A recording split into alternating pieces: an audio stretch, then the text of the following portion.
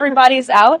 It's Monday. We have another big week. On Wednesday, it will be Liberation Day in America, as President Trump has so proudly dubbed it. The cabinet will be here for the event. It'll be our first Rose Garden event of this administration. So you all will be invited to attend and cover this historic moment. The president will be announcing a tariff plan that will roll back the unfair trade practices that have been ripping off our country for decades. He's doing this in the best interest of the American worker. We also had great news this morning on the border. Our Homeland Security team, our national security team, continues to do an incredibly effective job when it comes to deporting foreign terrorists from American soil. 17 Tren de Aragua and MS-13 illegal criminal terrorists were deported from our country back to El Salvador, and they will no longer ever be able to say they can roam free in this country under this president. These were convicted felons, murderers, rapists who are no longer in our country, and I think we should all be very grateful for that. I'll take some questions. Mary. Anything these countries can do at this point to stave off these tariffs? And has the president decided on the scale and scope of these tariffs?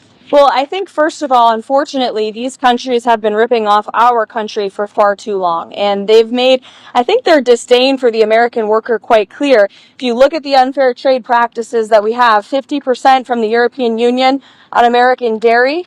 You have a 700% tariff from Japan on American rice. You have a 100% tariff from India on American agricultural products. You have nearly a 300% tariff from Canada on American butter and American cheese. This makes it virtually impossible for American products to be imported into these markets. And it has put a lot of Americans out of business and out of work over the past several decades. So it's time for reciprocity. And it's time for a president to take historic change to do what's right for the American people. And that's going to take place on Wednesday. And what about the scope of them? He said yesterday he would be more generous. What does that mean?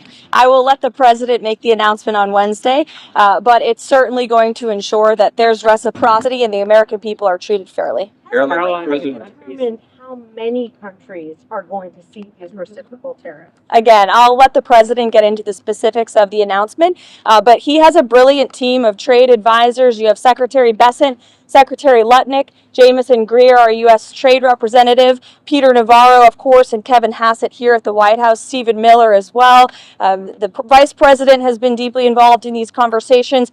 All of these individuals have presented plans to the president on how to get this done, and it's the president's decision to make, and we will not get ahead of him on the specifics of the announcement. Stock market sell-off caused the White House to rethink any of these plans? The president has always said that the stock market is a snapshot of a moment in time, and he's doing what's best for Main Street, and Wall Street will work out just fine in this administration, just like they did in their first term. As you said last week, Caroline, you said there would be an investigation or a review into how Jeffrey Goldberg's number got on that group chat. What's the status of that review?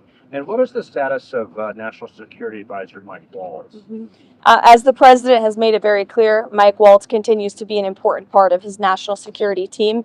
And this case has been closed here at the White House as far as we are concerned. There have been steps made to ensure that something like that can obviously never happen again. And we're moving forward. And the president and Mike Waltz and his entire national security team have been working together very well. If you look at how much safer the United States of America is because of the leadership of this team. All the tariffs, are there going to be sector by sector announcements this week at the event you're alluding to? Is it going to be focusing on sectors or more country-based tariffs? The goal of Wednesday are country-based tariffs, but certainly sectoral tariffs. The president has said he's committed to implementing them, and I'll leave it to him on when he makes that decision and that announcement. Sure.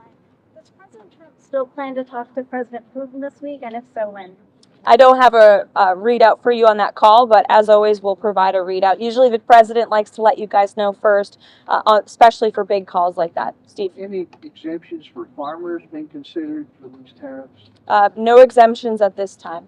Caroline. The validation guide that DHS is using to determine who is an enemy alien, a Tren de Aragua member, and deportable under the Enemy Aliens Act, it has criteria here that require 8 points to be classified as a TDA member. You can get classified by simply having certain symbols in your tattoos and wearing certain streetwear brands. That alone is enough to get someone classified as TDA and sent to El Salvador. That's not true, actually, Andrew. According to this document, it is. No, according to the Department of Homeland Security and the agents, have you talked to the agents who have been putting their lives on the line to detain these foreign terrorists who have been terrorizing our communities? TDA is a vicious gang that has taken the lives of American women. And our agents on the front lines take deporting these people with the utmost seriousness, and there is a litany of criteria that they use to ensure that these individuals qualify as foreign terrorists and to ensure that they qualify for deportation. And the president made it incredibly clear to the American public that there would be a mass deportation campaign of not just foreign terrorists, but also illegal criminal aliens who have been wreaking havoc on American communities. And shame on you and shame on the mainstream media for trying to cover for these individuals who have, this is a vicious gang, Andrew. This is a vicious gang that has taken the lives of American women. The government filed in court